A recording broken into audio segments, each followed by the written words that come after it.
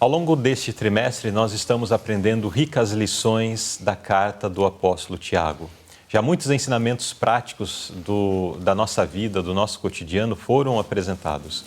Lições referentes à nossa fala, aquilo que pronunciamos em palavras, lições referentes à necessidade de uma confiança em Deus, como lidar com as provas, com as tentações.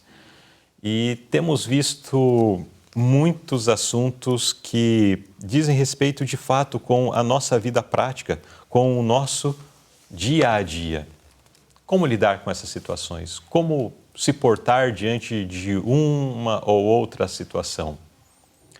E nós temos os indicativos através da palavra de Deus. No início da lição, inclusive, falou sobre nós pedirmos sabedoria do alto céus para vivermos de acordo com essa luz, com esses ensinamentos que Deus já nos tem dado.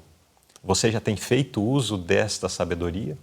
Já começou a aplicar no seu dia a dia estas lições de sabedoria? Tem confiado no Senhor plenamente, integralmente? Bom, são lições que nós precisamos nos atentar e precisamos buscar graça dos altos céus para viver.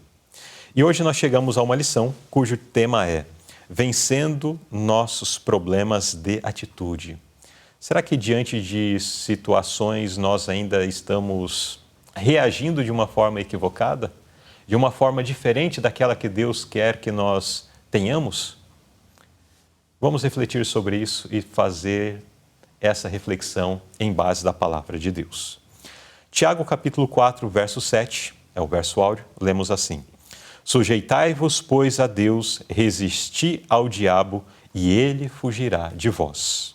E o pensamento da inspiração: o amor pela verdade pura e santificadora e o amor pelo querido Redentor aliviarão a tarefa de vencer. Sobre isso estaremos considerando ao longo da lição. Temos então o nosso convidado, nosso querido irmão Rutenberg, ele que já há muitos anos não é nascido aqui em Salvador, né? Mas já há mais de 4 décadas reside nessa cidade. E ele também é ancião da Igreja Central aqui de Salvador. E ele vai compartilhar do seu conhecimento e nos ajudar a entender melhor essa lição. Primeiro tópico: justiça sem segundas intenções. Irmão Rutenberg, cite as 2 últimas qualidades mencionadas na lista da sabedoria que nasce do céu.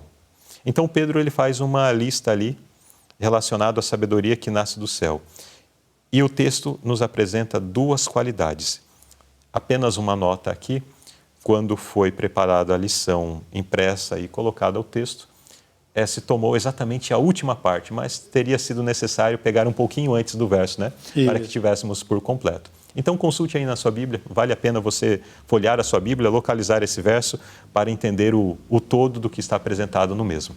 Mas o irmão Rutenberg já vai colaborar com a gente, trazendo aqui a sua pesquisa referente a isso. Quais são essas 2 últimas qualidades mencionadas nesta lista apresentada por Tiago? Irmão, só aqui são as atitudes sem parcialidade, né, o que ficou faltando, e sem hipocrisia, né? Sim. Então, aqui o apóstolo Judas diz: apiedai-vos de alguns, usando de discernimento. Não devemos exercer esse discernimento como vista ao favoritismo. Não devemos dar apoio algum a qualquer atitude que dê a entender: se você me favorecer, eu também o favorecerei. É conceder favores e admiração com vista ao retorno pessoal.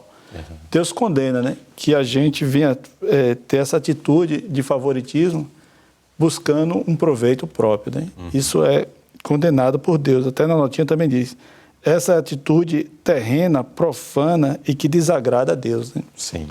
Também na notinha aqui chama a atenção que Deus não se agrada da obra preguiçosa que as igrejas praticam. Pelo contrário, Ele espera que seus mordomos sejam verdadeiros e fiéis e, ao corrigir e repreender, né, devem expulsar o erro de acordo com a regra que Deus deixou em sua palavra, não de acordo com as suas próprias ideias e impulso, né?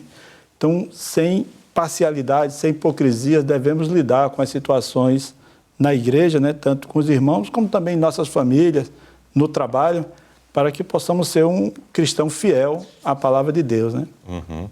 Então nós percebemos que temos, ou entendemos que temos um Deus que é justo, Isso. que é reto, que é íntegro. E Ele espera que seus filhos tenham uma atitude semelhante. Isso, que reflita esse mesmo caráter dele. Exatamente. O mesmo caráter de Deus deve ser refletido na nossa vida. Então não vamos demonstrar aí favoritismo, né? E o irmão leu aqui um trecho da nota que faz menção de uma troca de favores, né? Isso, a troca de Eu favores. te favoreço agora e espero que depois você me favoreça. Isso. Nós percebemos muito disso em períodos eleitorais, né? Onde existem essas trocas de apoios. E às vezes nós queremos praticar esse mesmo tipo de coisa. E sabe como que isso é interessante? Porque às vezes alguém pode pensar assim, não, mas eu não faço isso. Mas, de repente, você dá um presente para alguém no aniversário dele. Daí, quando chega no seu aniversário, essa pessoa não te dá um presente.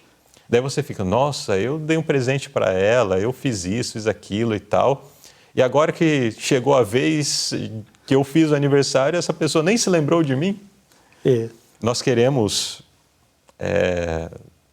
Sempre tem um Aliás, retorno, né? Quando nós falamos, nós não nos colocamos como sendo infratores nessa questão, né? Não, Mas quando vamos analisar assim com um pouco mais de profundidade as nossas atitudes em relação a coisas que acontecem no nosso cotidiano, aí nós percebemos que muitas vezes nós somos só no infratores, poder de Deus, né? Se livrar disso, né? Exatamente. E nós somos infratores disso. A questão de mostrar o favoritismo, conforme disse o irmão, a questão aí da hipocrisia, né? Então, são situações que nós não podemos ter em nossa vida como povo de Deus. O povo de Deus é aquele que é sim, sim, não, não. Ele não demonstra favoritismo, ele é imparcial, é sem hipocrisia, é sincero, sem fingimento. As coisas são claras. Precisa ser assim. Precisa ser claras. Precisa ser assim na nossa vida. Precisamos viver em justiça sem segundas intenções, como diz o título desse tópico. Isso, justamente. Né? Muito bem.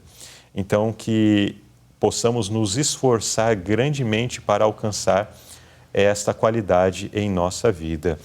O finalzinho da nota tem uma frase que diz assim, como todos nós precisamos do batismo do Espírito Santo.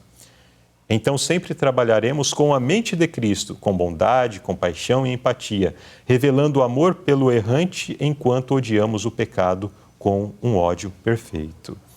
Sem hipocrisia, sem parcialidade. Amando ao próximo, né? Exato. Mas a base é essa, né? O irmão estava ressaltando ali. A questão da mente de Cristo, ser batizado com o Espírito Santo. Ser batizado com o Espírito Santo para poder refletir o caráter de Cristo. Exato. Né? Muito bem. Então, temos esse desafio para todos nós, nesse primeiro tópico da lição, para que possamos agir sem segundas intenções e sermos justos, porque aqui fez menção de algo que vale também ressaltar, então sempre trabalharemos com a mente de Cristo, com bondade, compaixão e empatia, revelando amor pelo errante enquanto odiamos o pecado. Onde a parcialidade acontece? Quando é alguém próximo de nós, quando gostamos da pessoa, quando é alguém que faz parte do nosso círculo social e temos afinidade, então se essa pessoa erra, nós minimizamos, né? Minimizamos, agimos com mais misericórdia, com mais compaixão e empatia. Agora, se é uma pessoa que faz parte de um grupo, talvez que não esteja muito próximos de nós, aí, às vezes, pesamos a justiça sobre aquela pessoa. Sem compaixão, sem bondade, sem misericórdia. Mas o que esse ato revela? Injustiça. Injustiça. Revela parcialidade da nossa parte. Revela hipocrisia. Porque às vezes eu sou, em relação aos meus erros, eu julgo que são de pequena monta, né? Agora, em relação aos erros dos outros, aí eu só falta crucificar a pessoa. Então, quando eu ajo dessa forma, eu ajo com parcialidade. Mas aquele que tem a mente de Cristo, aquele que é batizado pelo Espírito Santo, não age dessa forma. Portanto, se eu e você estamos agindo com parcialidade, sendo hipócritas, nós carecemos do batismo do Espírito Santo. Carecemos que a mente de Cristo seja impressa em nossa mente. Amém. Amém.